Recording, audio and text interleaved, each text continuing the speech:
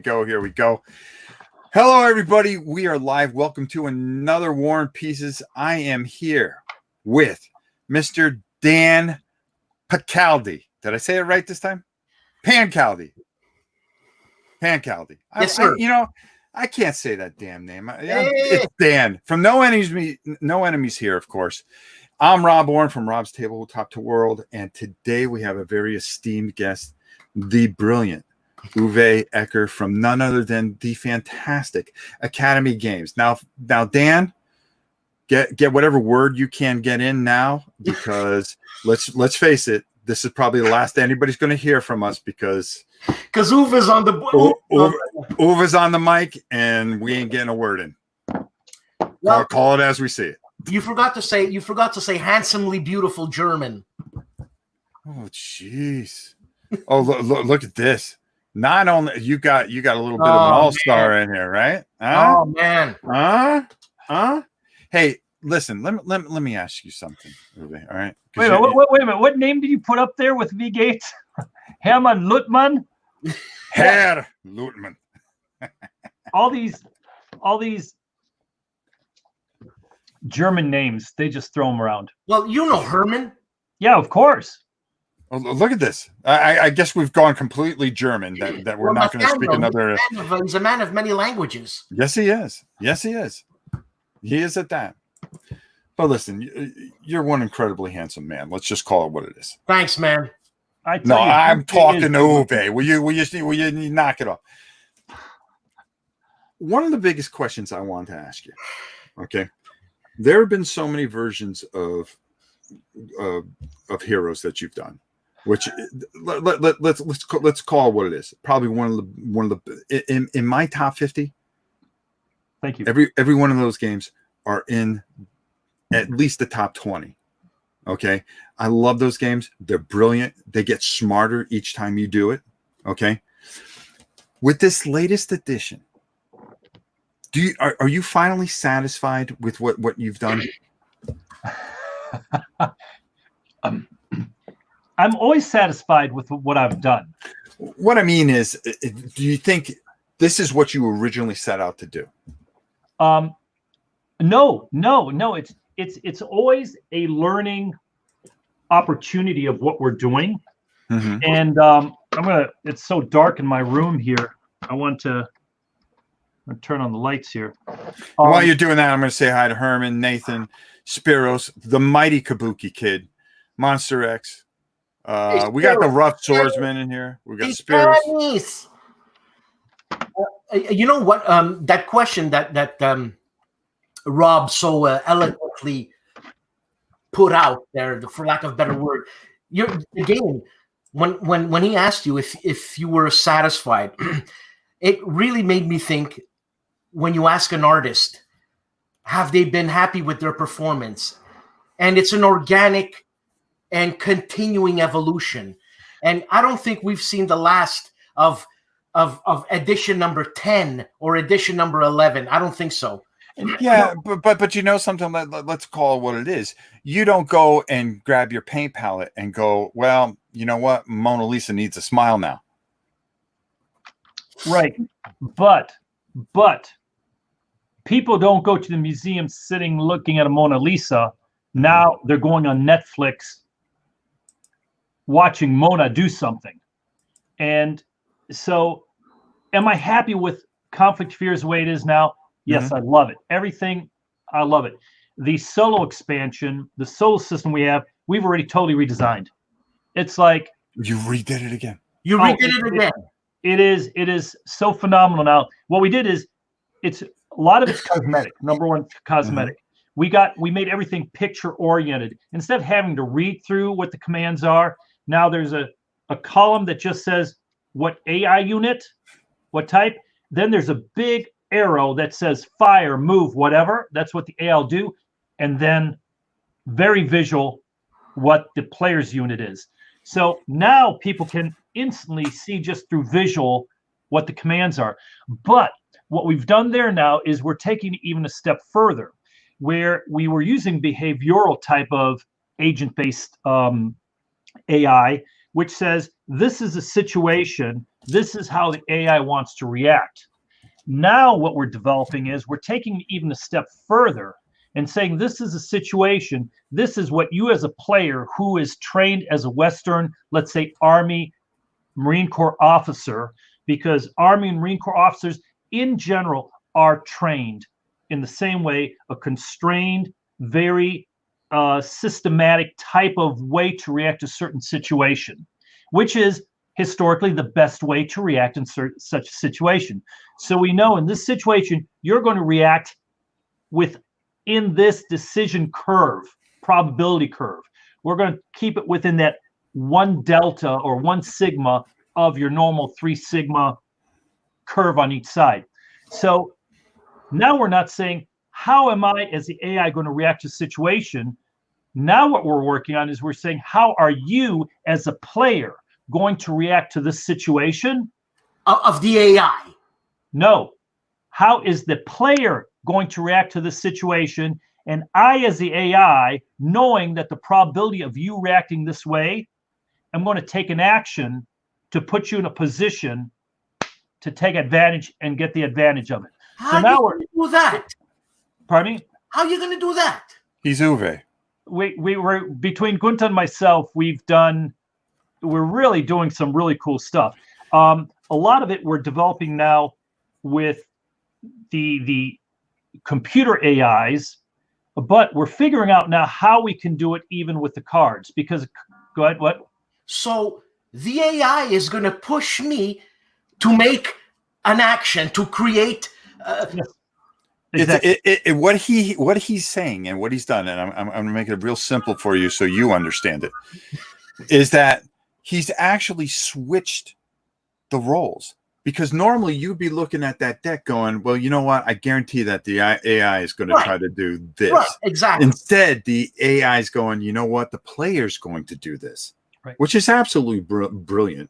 Yeah. Once again, one of the things, and I just want to get this in, Dan, and I'm sorry, and I'll let you go right after I do, is one of the things that I've sold and I've sung to the high heavens about this edition is that people don't understand that you can sit there as an armchair general, okay, and say, well, this whole unit is going to go forward. Well, hell no. That's not how it works in real combat, okay? People aren't always going to listen. And the way you work that into that one die, oh, you beautiful son of a bitch. Yeah. That was freaking brilliant. And what people don't see is also that we've now, even with a lot of the units, why the dies were built that way is that the machine gun units, anytime you're a group of people go down this rabbit hole, this cognizant suppression, as we call it, when they're alone, when they're seeing so much shit's hitting them from all sides that they can spiral down this hole. And everybody's politically correct nowadays. You know, you have to talk to people. If something's going wrong, communication's number one for a commander to make sure that things are going the way they want. Communication's everything. But if you don't have the communication, shit's hitting the fan, and you've got outlying forces that are not very close to the command central, they have a tendency of getting off mission objective. They're going across the field, they hear firing a mile away, and they're going to take a knee to assess the situation. Well, take a knee to assess the situation is just the same as saying you're not going to mission objective in the timeline. So, and I just talked to a lady, a psychologist this morning. We were talking about people kind of get on my case because when I went to school, I got in a lot of fights. I got the shit beat out of me. I remember the Good Brothers. I got in a lot of fights, though. Yeah, and I remember the Good Brothers. One of the Good Brothers, I shouldn't say their last name. One of these brothers, 3 brothers. One was my class, one was a year older, and one was 3 years older. Mm-hmm. And I got in a fight with the kid, and I got lucky, and I like to fight, and I got advantage of it. Well, the next morning, all 3 brothers were looking for me. I got the shit beat out of me. And guess what? The next few days, I was scared shitless. I was just watching my P&Qs. And guess what? I never got in a fight with that good kid again because I learned that the repercussions of pissing him off was I'd get the crap beat out of me. Now, nowadays, that's going to create all kinds of psychological problems. In those days, I'd go home. My dad goes, well, don't get in a fight with them. You know, you stupid ass. So it's the same with this. He said, don't get in a fight. You know what my father say? What's that? Get back out there. Yeah, but there were 3 of them, and they were like, "Oh, it didn't matter." My father was a cop. Okay. So my father spent all his time arresting their fathers, so they would try to take it out on me, but I was just a sick son of a gun, and I would fight. I don't care. You got to the point that you just didn't care. You felt like a rat backed in the corner. You don't want to fight. You want to have friends. You want to be a kid, go play ball and do things like that. But when you get backed in a certain area, there's another psychological advantage because you have nothing to lose and you come out swinging. That's true. You have to realize, though, I grew up in South America. We were in 2nd grade. We started judo. 3rd grade, we went into a Kempo. And then 4th grade, we went into a very aggressive Tiger Sayak type of a Chinese attack form. And then we got into stick fighting, everything already in 4th grade. So when I came to America, I fought a lot. But where the difference is, I grew up in Germany, Venezuela, Puerto Rico. And what people don't realize, Germans, we're very passive, very talking, feeling culture, especially those of us who grew up in South America, where it was all Germans and Frenchmen around fires together talking about the war. So we're peace-loving people. So I didn't go looking for the fights. No. I to this day, my wife and I talk about it, and because of some of the things that I have to do, and I go to her. I go, I don't go looking for this stuff. Yeah, you know. But it gravitates, and you get to a point, you just want, I've always been a peaceful person, but unfortunately, you're right. Circumstances put you in a position. And one of the things that you said about the game, and I keep this in my head, is that when somebody's shooting at you, you'll hide behind a pebble if you could. Yeah. And I never forgot that line from you. Well, and the thing is, where I was going with this whole story with high school and everything is, sure. I'm sorry. This morning, and I was saying, how when I grew up, I was kicked out of school at least 2 weeks a year, all the way through senior year, and I was, top of my class, top 3. I like to fight, But that being it, but those 3 brothers, they always beat the shit out of me, no matter what. But anyway, in a combat situation, of course. A machine gun unit, of course, where you have a crew that train together, they won't go down this rabbit hole as quick because, number one, they have a very effective weapon, probably one of the better weapons, a heavy machine gun, compared to what's around them. But secondly, if you're a crew of 3 and all of a sudden you're a gunner and you need ammo reloads and this guy's not responding well, you can turn to him and say, get going, what the hell's going? What's wrong with you, Duce? No, get me that goddamn shit now. These guys are coming. That keeps them going. Whereas individual men, as you know, will shut down a lot quicker. And we were just talking about that, how no matter what, you can talk, you can be nice and anything, but anytime people get in a stressful situation, the only way to get them out of it is not to be nice. It's to hit them across the head and yell in their face and call them their mother's worst nightmare name and say, get your ass going. Well, while you guys were fighting, because I'm Italian, I'm a lover. I was with your girlfriend. You were doing what? I was with your girlfriend. Oh, well, I was in the Lone Wolf Club all the way till I was like 14. So you probably had them no matter what. He was with their girlfriend. Oh, for crying out loud! Hey, let me ask you something. Because I still do a bunch of martial arts. Do you still keep up with the martial arts? You know what? I was doing Muay Thai forever. I've not been in a fight since a bad fight since I was 39. So, and that was my last bad bar fight. I keep it down now. I feel that with the Muay Thai and all, it's the only style I feel comfortable with. But I'm noticing that I'm not having the reaction style that I used to.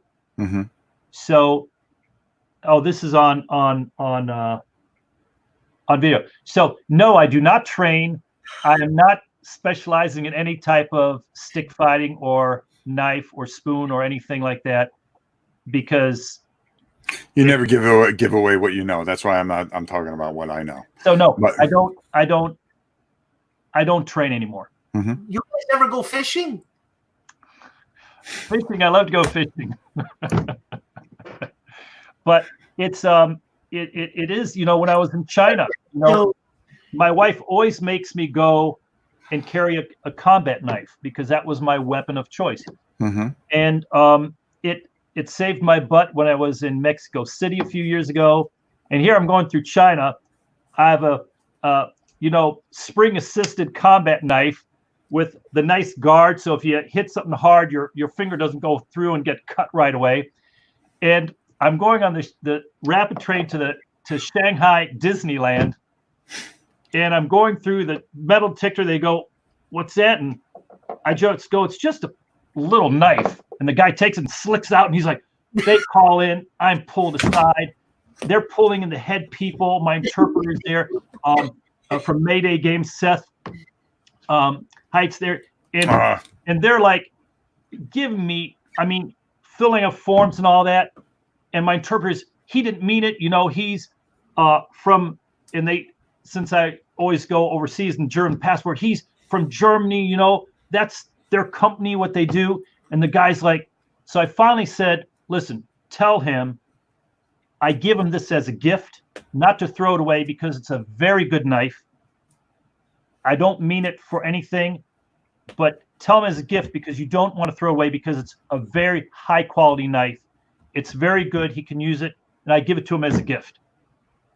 And the interpreter said this to the old guy. This guy was like in his 40s, which is ancient in China for the guards, And he looks at it, and he looks at me, and then he looks at the young guy who'd called him, and he looks at her again and goes, thing in his pocket, takes a form, walks away. And the guy who called me is just sitting there, and the interpreter just says, walk away. And we just put on that train, So I learned a long time ago. Anyway, so people, when I go for massages at 1 o'clock in the morning, some real seedy part of whatever city I'm in, and Duce, when you're in China, always prepay. Prepay your massage because that means you're not looking for anything extra. Prepay and ask for their oldest, most experienced masseuse, and you'll get the 21-year-old, and but that's so bad. That's welcome to War and Pizzas, folks. That's the one thing I learned. If you don't prepay, it means they're going to try to impress you, so you pay for the extra stuff. But I'd always sit there in my shorts and my soup spoon in my hand, no matter where I was, and they could never understand why I always carried a soup spoon because we went to places. Can you stop? Stop. Oh, I'm sorry. Jesus. It's not war games. We do have a question for you. Is there a separate science fiction / fantasy game division under development at Academy Games? Yes, that is our. Oh, really? That is our. We have 3 divisions of games. We have our bombshells. We have our Academy Games, which is our for historical and war games. Then we have Apollo Games, and Apollo Games is for our sci-fi fantasy division.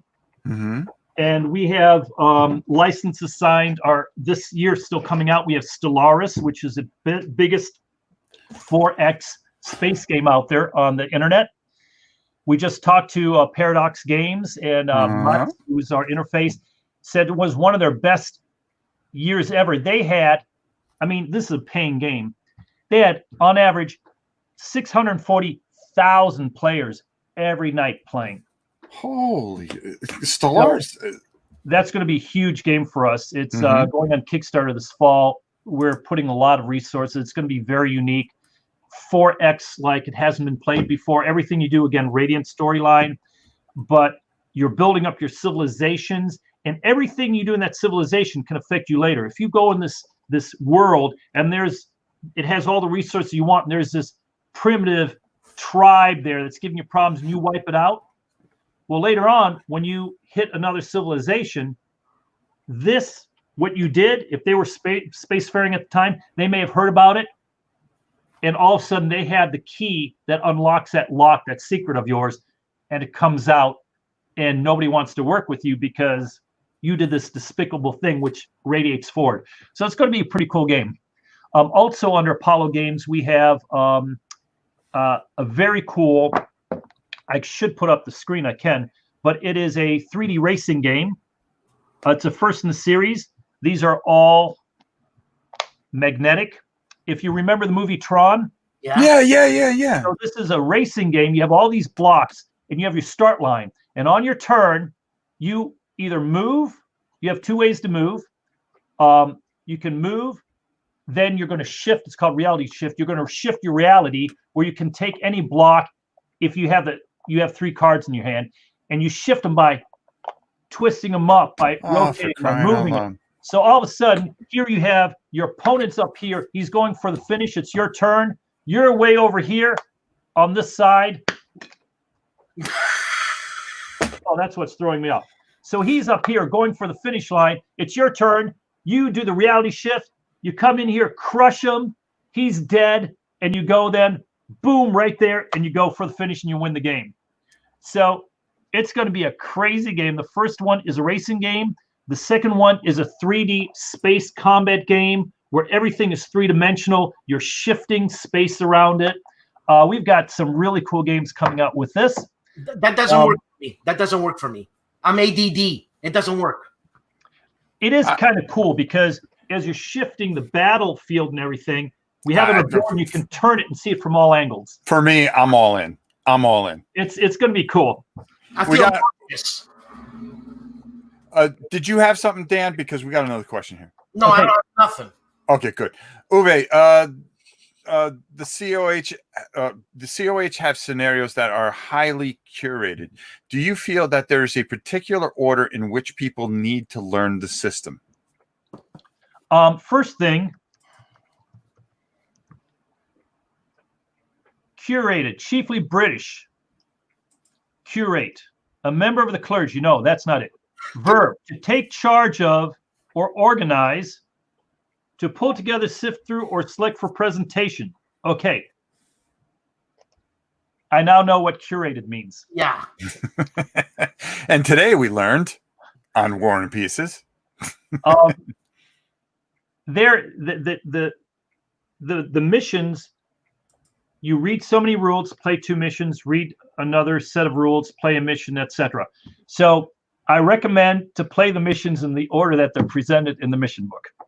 Yeah, it's a modular system. It's a modular teaching. Now the new France game, which is almost done here, and I'm sitting over here play testing like crazy. Mm-hmm. That's one of the missions on over there. But in the France 1940 game, which is Germans against the British and French, and then the people will be pre-ordering. And I'm not telling anybody till it's at the printer and ready to ship soon before we take pre-orders. I don't. But it's going to be separate books for the Germans and the English. Oh. And then when you're going through your mission book, of course, like we're going the history and the people and all. This is just a printout that I have. But on your mission book now, you have, this is the English mission book. You have what you think the German forces are and where they're set up. So you'll see units where the Germans are. And let's say you as a French are attacking in, and you have the Germans in here, and you see their positions. Well, your recon may not have been correct. So what you have here is what you think the reconnaissance is and what the units are. And you're basing your setup decision based on what you see. Same with the Germans. That's your replayability factor on that. Is that right? That's one of the any of the missions you can play. You know, most people get our games, play the first 4 missions 10 times and never get beyond them because they have so much fun with the first few.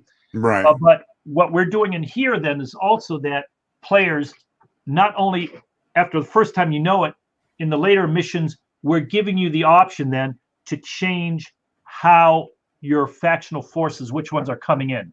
So yes, it will be very replayable, but we're doing it on purpose that when the first time you're playing through these against your opponents, what you think is there and how they can set up, because they have setup parameters that they can set up.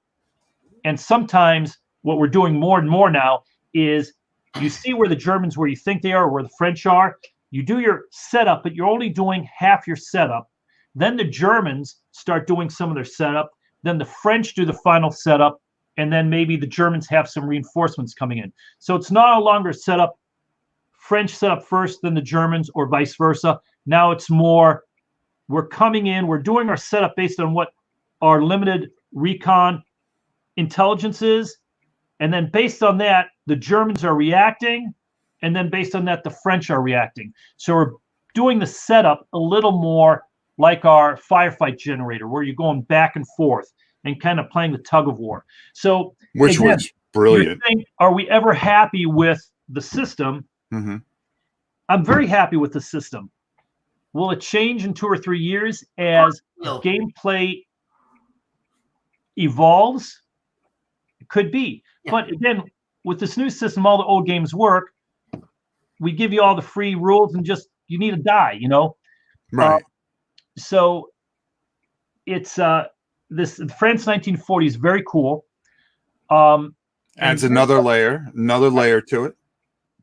I'm sorry. Yes, I said adds another layer to it. Yeah, but no new rules. It's just no. But I mean, you got more content now. Right. Basically, is what I was trying to say.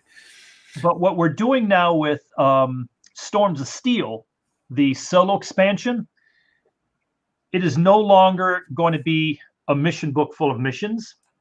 Now it is you're getting a deck of cards. Mm-hmm. And you have a book that tells you for Storm of Steel for Kursk, it's for the Battle of Pionetsk in the north, and you are the commander of a company, normally company, and now you're saying the situation. This is the first mission. Boom, that's it.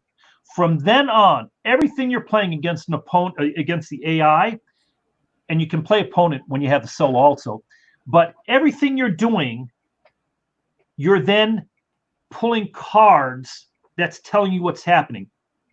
So if you're coming to the right flank and you're taking the heavy main rail station and you get it in a certain time frame, then it says at the beginning of this mission, if you take this rail station, pull cards 58 and 59.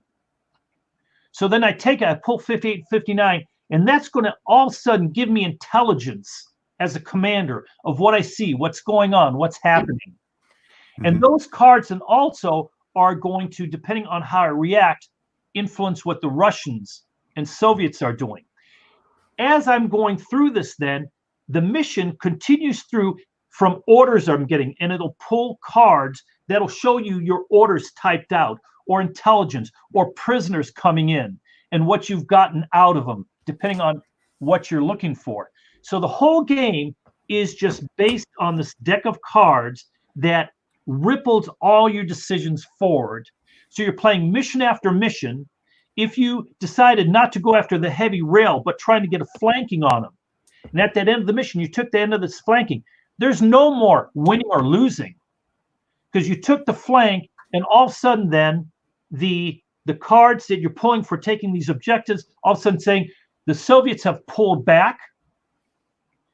This is the area pulled back, showing a map on these cards as they're laid out.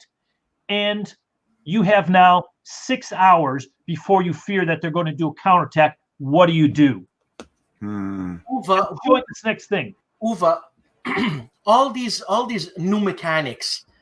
It's not new mechanics. It just, you're no longer reading a book, because the cards are prompting you and teaching you as you're playing along. I mean, it's new mechanics. For lack of a better word, what else can it be? It's never been done in any game that I know of, other than what gave me the idea, pushed me is time stories. Which is everything you do has locks and keys. But the thing which I don't like about time stories, which is an ingenious series, so mega tons of games, but there's only one rat way through the maze. Exactly. Where we don't want one rat way through the maze, we want you can go do anything. But if you take this objective in day one, it's going to give totally different consequences to the campaign than if you take it in day 3. So even though you may take the same objective in day 3, what happens is totally different, because on top of that, the timeline, everything, the way the system is worked, is that you're influenced by what actually happened in the battle around you. And if you were successful, how would that have helped the battle? And if you're not successful, how would it have hindered the battle in some way? Because if you're pushed back and all of a sudden that gives the Soviet a pocket in flanking either division to the right or left, they may have changed their advancement objectives and decisions and timeline. So it's very different. And then you're playing this, and you're playing this as yourself. We're making this more like your own story. And it's not like a book, oh, you do this, go to page 12. No, this is so interrelated with lock and keys. If you take this, you've got this lock then, this red symbol lock.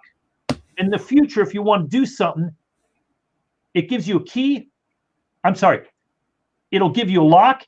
If you have this key of what you've done before, boom, it unlocks it. You can do it. If you don't have it, you ignore it. So it sounds to me like this is a pure solo game to me. This is going to be pure solo, but you can also play 2 players. Yeah. You can also play it solo.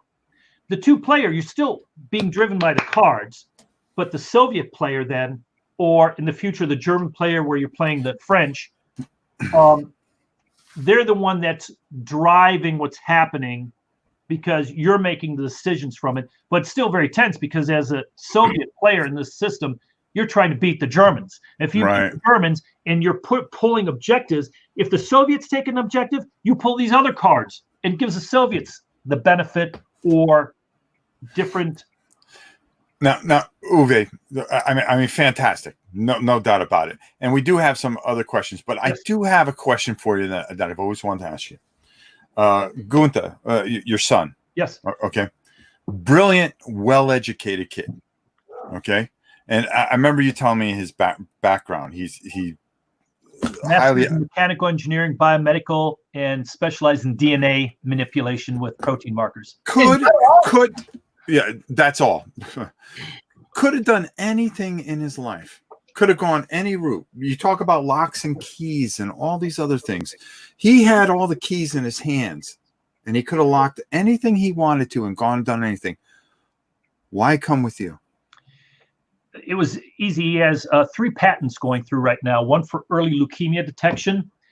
He also did some origami DNA, where he has a system of being, from a corporate mass standpoint, being able to make single DNA strand tetrahedrons. And with the tetrahedron, of course, you've got a negative valence on the bottom, high valence. So you can put any type of chemical in there that'll get sucked in this DNA individual DNA strands, get sucked in with a protein marker on the top that'll go after just, let's say, leukemia cells or something like that. Inject into mice, it goes right at these cells, opens up, kills the leukemia in 20 minutes. Leukemia is gone. Are you kidding me?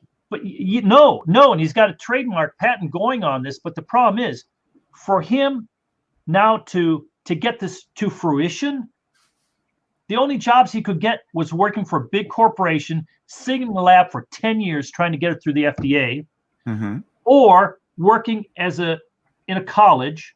He says, Dad, I don't want to work on this one thing for 10 years. Then it could be the best thing in the world, and guess who's going to make all the money on it? The corporation. I get nothing out of it. So he came with me. We did our first Kickstarter for Mare Nostrum. Did like 680 on Kickstarter, another 300,000 on products. We did almost $1 million on the stupid game. He goes, Why would I ever want to work for a big corporation with leukemia and all that when I can have fun doing the games? And he's the one who really is pushing a lot of this agent-based solo. That is his baby, because it is what he pulled from biology, how biology thinks. And that's one of the things that we also find out with the government and the military and all. They're all thinking in one way. All of a sudden, Gunther's coming from this biological area. I come from mechanical engineering. And we're taking the statistics and probability and my passion, which is psychology over the last few years, adding that agent-based component. And now we're coming up with AI. So because of his training, the AI is going to it's unlimited, because it's just unlimited what you guys between the two of you have done. Awesome. And Agent of Mayhem, another fantastic experience. And if people don't have that, please run out and go get yourself a copy anywhere that you can, if you can find it. Or can they get that from your website, or on our website or Amazon? It's all around. It's all around. Buy this up. I'm telling you, go check some of my painting videos. Very soon, we're going to be doing some more stuff with it here at the channel. And I think I'm going to hold another paint class, because I think you got more expansions coming out as well, don't you? Yes, sir. Okay, well, then I got to paint them up and send them to you, don't I? I got to paint them up and send them to you, right? A lot of people go, oh, it's a sci-fi game, but it's a 3D tactical game, tactical shooter with height advantage and everything. And it's got an over 8 rating on Board Game Geek. So it's very popular. It's just a lot of our war game people are like, it's a sci-fi game. And it's okay. That's a shame. So Starship Troopers. Yes, so with Starship Troopers, it's just a matter of getting a few more people to get it on the table and play it through and show everybody step by step. And also there's a solo variant coming for it too soon. Oh, Gunther's been working like crazy on it. What he has done with that is phenomenal now, because this is different, and it's what's helping us also is for our solo. And one thing we can talk about later is what we've done with the Marine Corps Association. We've gotten the rights now. Colonel Woodbridge is we've talked privately a lot about that kind of stuff, that you've been hitting a lot of war colleges and stuff like that. Yeah. In our ComOps, it's going to be ComOps, Combat Operations. It's company to battalion level game where you're commanding it. Much more with ComOps, where you have to do your pre-op 5-stage pre-op type of commands, and then the after action reports, very deep. We have been working with them for several years right now to get the rights to do this in the board game for training, and also then for the mass market. And that's going to be really exciting, because it's, with my passion, it's going to bring in a lot more of the real life training components, where that's why our map boards in the future are all going to be, these are new map boards. Let me get an erasable here. All our map boards, and I think I showed here. You need this one?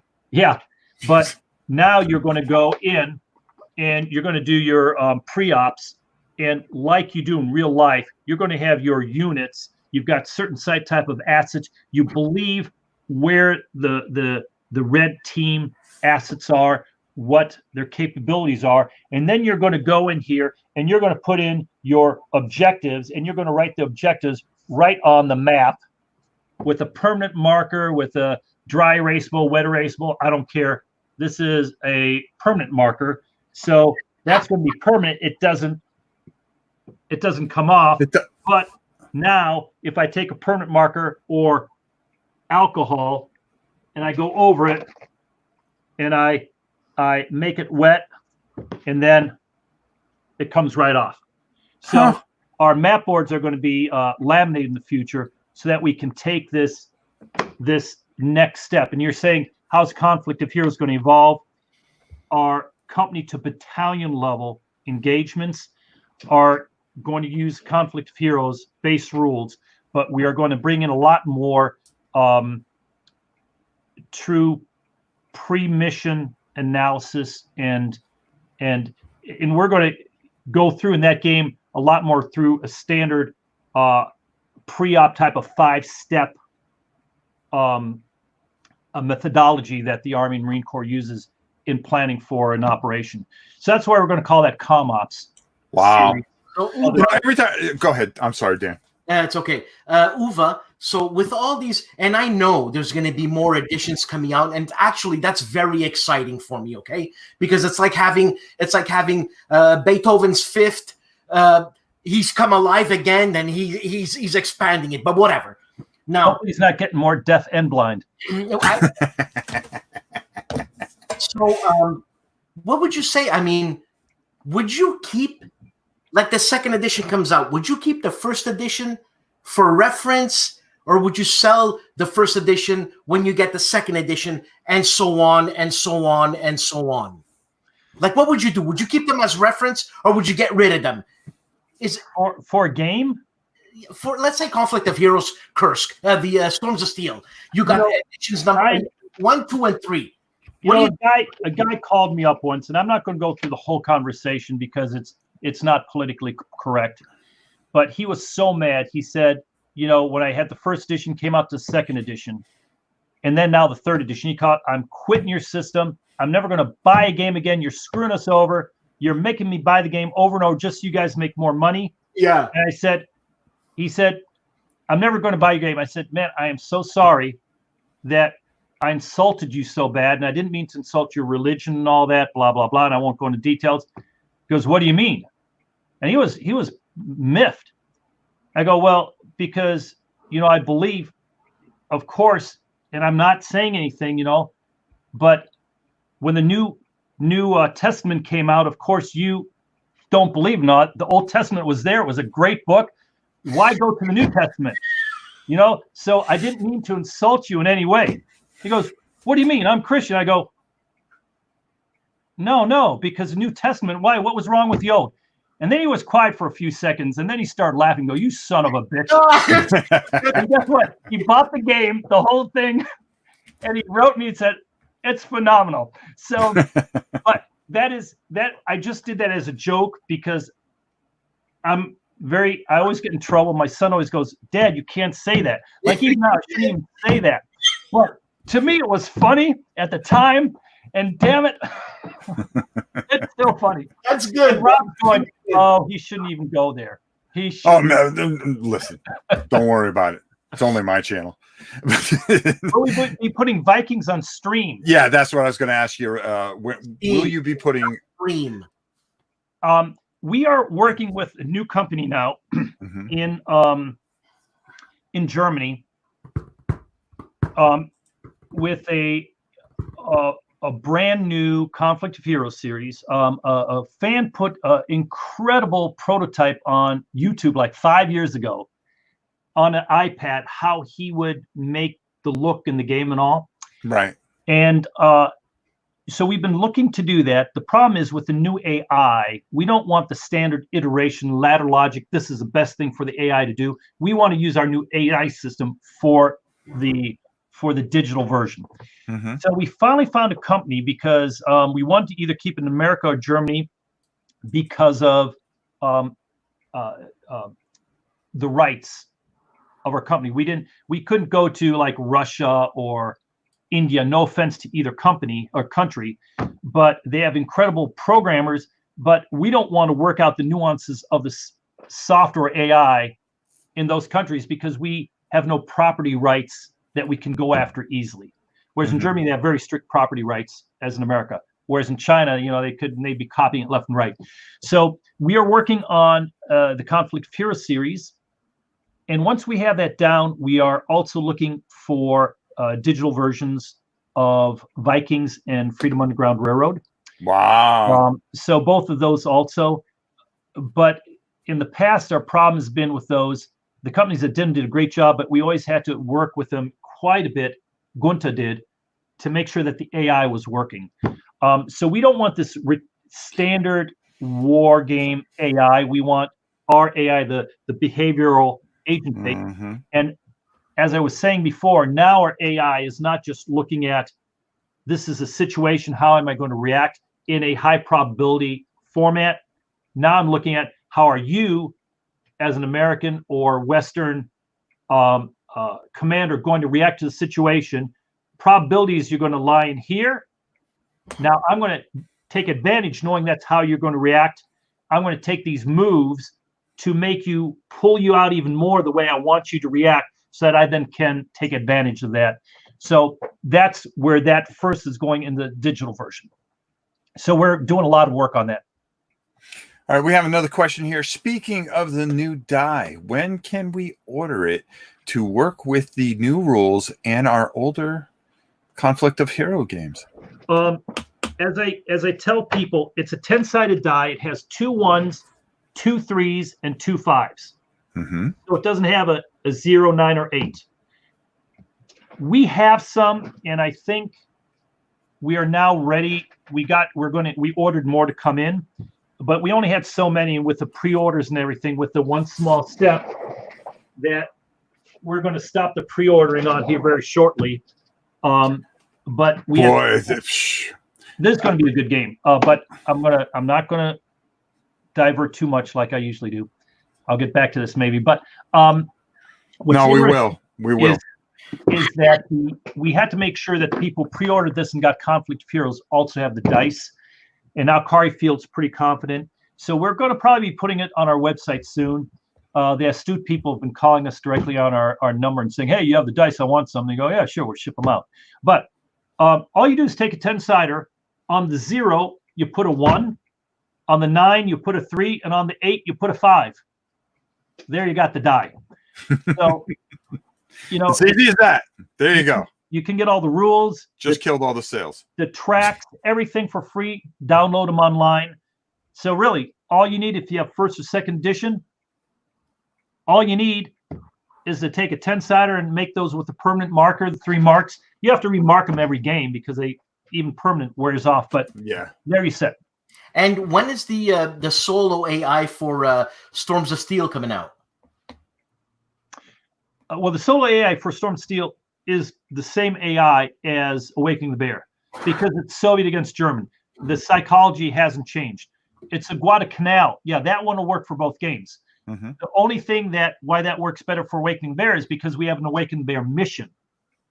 Well, guess what? With the new Storm of Steel coming out, we're basing it on, it's going to be the same AI, but it's going to be a different commander.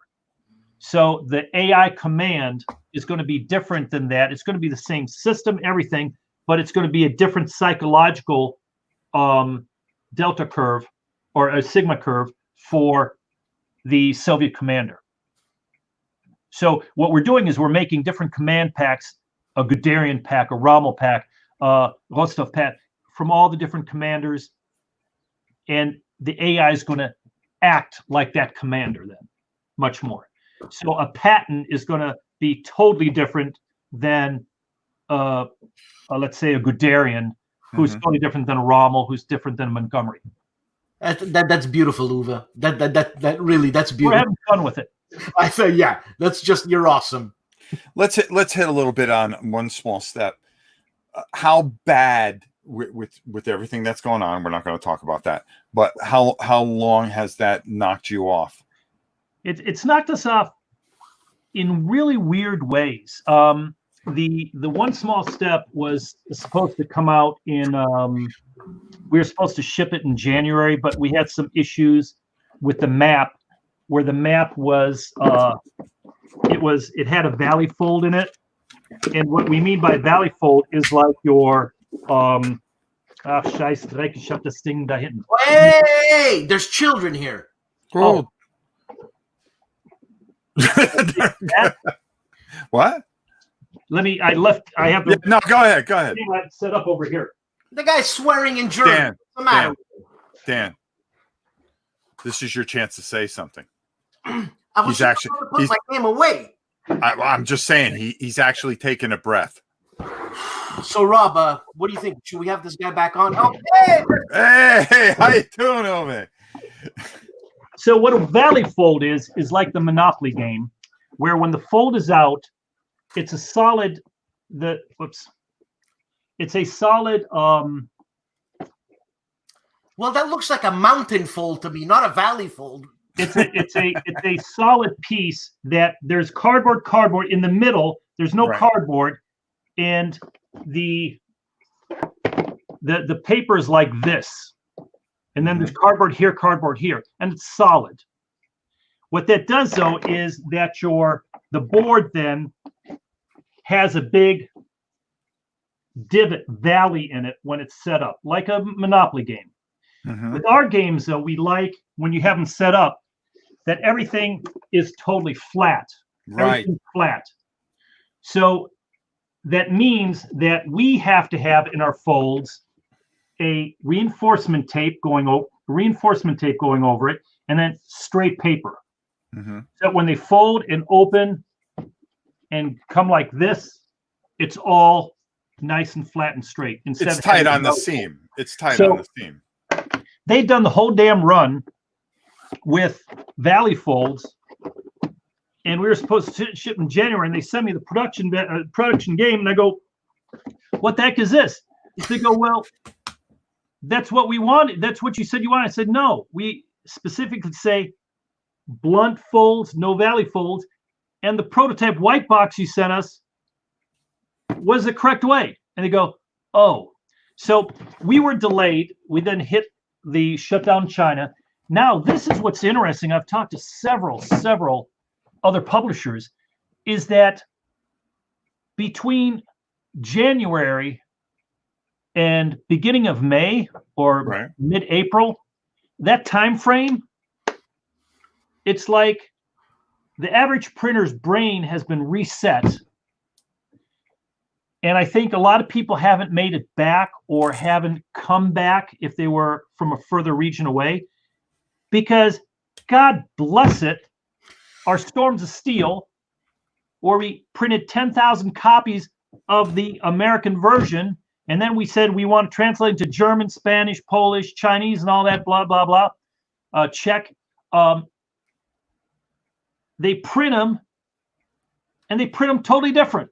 Like the cards, they're 8 command cards, and the proofs, everything, they're 8 command in English, they're going to be 8 in German, 8. They're like, really? Or this game has 10-sided dice in them. It's in the quote and everything. I got the prototypes. They're no 10-sided dice. They go, "Oh, we didn't know they needed them." I said, "Do you have any of our English copies in the house?" "Of course." "Open one up. It's in your quote." And they open up and go, "Oh, how about the stress markers? What are these?" There are 5 of them. They're it's just boneheaded stuff, and they're like, I think it's because I think many of them people just haven't gotten back yet. I don't know what it is. It's like they're resetting, and it's not just, it's every print I've worked with. I've talked to other publishers. Something happened where I think the owners, who are probably the richest people there, I think they still stay at home and just call in and say, "Hey, how's things doing?" Hey, trust me. You know, trust me. You do have a therapist, eh? And I don't ever want to talk to Rich M again. I'm insulted. He is. I feel aggression coming towards me, and I never want to hear the word Gettysburg Bloody Crossroads. The cover right there. Again, because I'm working on it. Damn it. You're killing me. This is too funny. Oh my God. Rich, I just want to say Gettysburg, which really was done 4 years ago, but then I decided to make the hexes bigger and everything. Because of the delay, we've made so many improvements in game engines that the Gettysburg game now is even tighter than it was. And it's never now so tight. What we're doing with Panzergruppe Guderian, that's the old version, Jim Dunnigan's. The Guderian's Harvest is the new name we're doing for the game, where we took and totally modernized it. What we did with that game to get rid of the tables and just playing, and continuously, there are no more phases, no turns. You're playing the whole mission, trying to get to Smolensk. and then on to Moscow.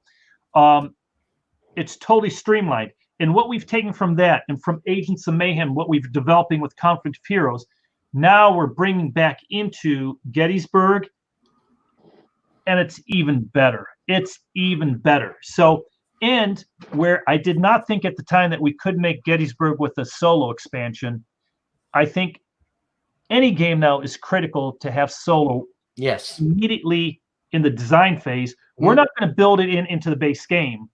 It's going to be either a 2-player to 6-player game, and if you want the solo, it's got to be separate, because what people do not realize is the time and effort it takes to develop a solo campaign. Yeah. They go, oh shit, all I got is this little box with some rules and some cards and all. That costs $3 to print, and you're charging me $40. Listen, I could barely tie my shoes. You think I can make a solo game? Yeah, I mean, guess what? I had to pay not and take my wife out to dinner for the last 2 years developing this dang thing. So,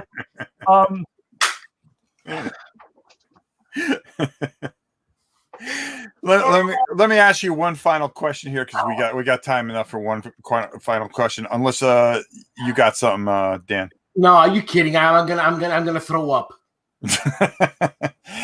Conventions, good thing or bad thing not having them this year for you? You know, that's almost a whole different show, because I've been talking to a lot of. Well, I'm glad you said that, because I'm glad you said that. Well, because quite honestly, I'm looking at what GMT Games is doing and everything else, and we've been successful because we go full distribution. We go with tighter margins, but we sell crap loads of war games. Right. And GMT sells crap loads also. But, you know, if I do a standard print run of war game, it better be the first run, better be 10,000. And I better sell out of that in the first 6 months, because it's a $90 war game. And we usually sell the first year 10 to 15,000 of a base game, and then over the next few years, our average game sells between 20 and 30,000 copies. So now things like Freedom sells a lot more. You know, Awakening Bear sold 54,000 so far. Right. So, and when I say 54,000, that's all 3 editions. It's not like we sold 54,000 a 3rd edition. Okay. Well, hey, we better get moving and get that thing moving to 254,000 just the 3rd edition. So make sure you go over to Academy Games and buy Awakening the Bear. It's actually out of stock through all distribution. Never mind. We still have some on our website and on Amazon. Well, that's what I was saying. Go to your website. Yeah. Go to Academy Games. But, you know, it's interesting because we're looking at it, and we've missed now 5 conventions in the last month and a half. Right. But aren't the costs really high? I don't mean to interrupt you, but aren't the costs really high? Well, not only go to these things. When I go to, like at Gen Con, we have 26 volunteers. Last year, we ran over 130 events and tournaments. We had a big 40-foot by 80-foot area in Gen Con. We have to get the 26 people in. To coordinate, to get it all going. Then to have the booth. For the booth, we're paying like $9,000 for a little space. Bringing it in, shipping the stuff in, the big trucks, the hotels of $1,000 per room for the show.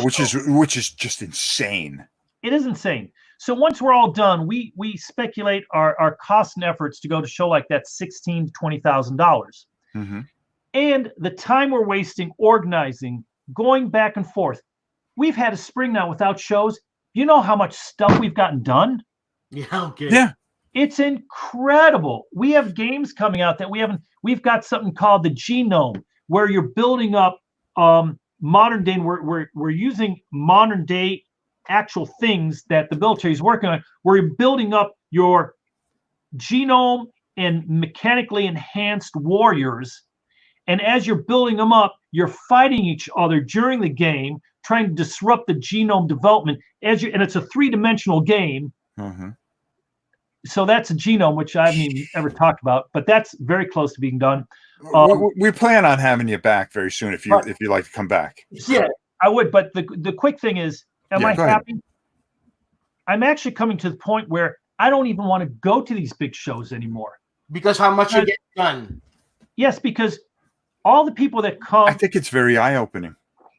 It is because, they charge a lot. We have to put so much effort into it. We come out hoping we just break even, but then we go to shows like WBC, only 3,000 people, but they're all real war gamers, tactical gamers. You go, it's a beautiful area. The hotel rates are only like $130 a night in a beautiful condo on a hill, or we go in our RV and we camp out in the campgrounds, and it's relaxing. The people are nice, and guess what? We make money there.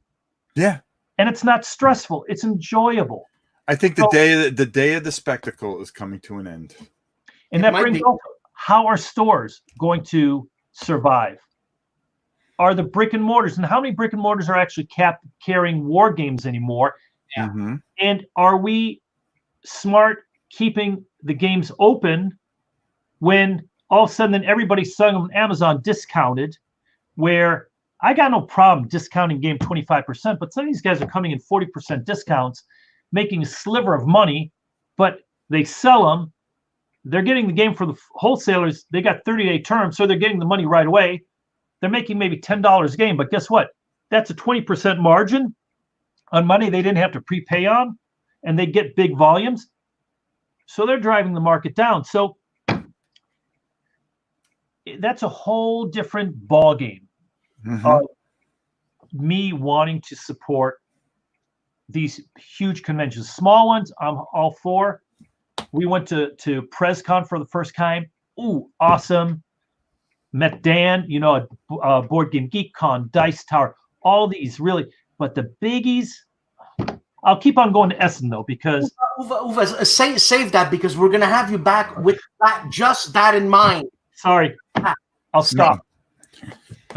We got something we want to talk to you after the show. So, which we're going to wrap up right here. Anyways, we've just done an hour with you. Again, everybody out there, listen to me. Go to his website, buy everything he has, frustrate him. Okay. It might actually quiet him. If you buy everything he has, he might just sit there and not say anything for almost maybe 30 seconds. There's a good chance of it. Go to the website, check it out. He's got everything that he talked about. You're not out of stock of anything through your website, are you? We're fully in stock. We even have a few left in Strike of the Eagle signed by the designers. Strike of the Eagle, which is a phenomenal game. We only have 12 left in stock, signed by the designer, which we never had.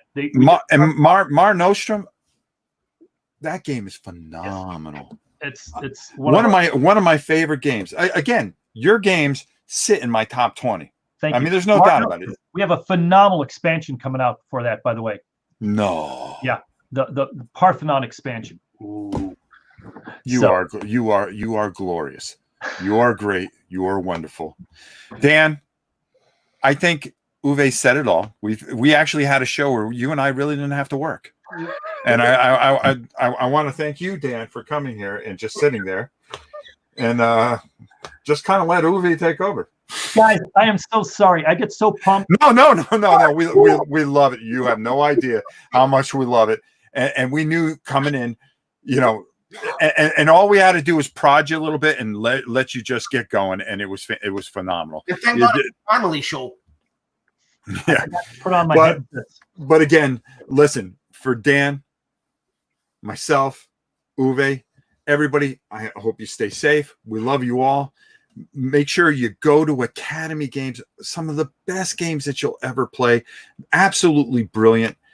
Great company, great people. I can't speak higher. His wife is wonderful. I mean, look, Dan showing off the game. And if I could make one last comment. Absolutely. Take us out of here. Last Kingdom on Netflix. The Last Kingdom. Bernard Cornwell. Phenomenal. We just watched the last of the 4th season. Listen, if Uwe likes it, you'll like it. That's all I have to say. All right.